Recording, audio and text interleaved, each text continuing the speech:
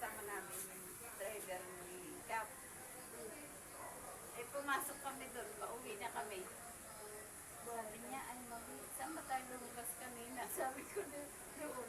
Dito, sa Kitali. Dito kami dumaan, dito kami. Sa iglesia. Diyan ang, diyan ang labas. Akala ko doon pa eh. Hindi, pag gabi wala na. Ba't lahat? Ganon? Hindi, kanina. May natarin gusto tayo pag doon dumaan na papasok. Sinita kayo? Ay, hindi naman. Eh kasi nung pumunta sila ate niya sa bahay, sabi nila nun sa amin, one way na nga raw. One way na. Kasi Pero parang hindi naman tinuloy. Ewan ko, kanina sabi na ni Bumoy. Hindi tayo sumunod sa ano.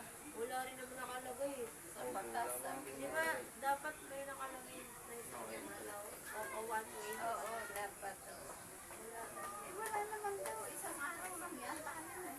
Kamusta na kayo dun, Shin? Okay naman? May mga uwat si Bon. Butsipon? Ay, Jessic! Nag-ano to? Ako nagpapausok. Bye, Jessic. Bye, Jessic. Saglit lang yun. Okay, ma. Ano ako?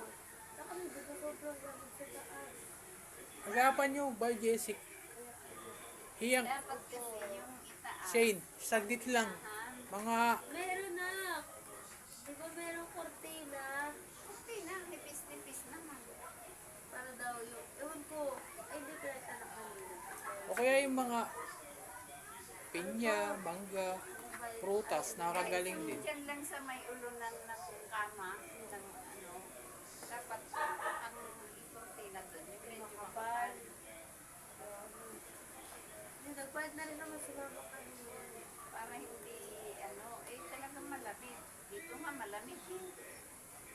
Di ba, sa baba na ako, tapos ulog.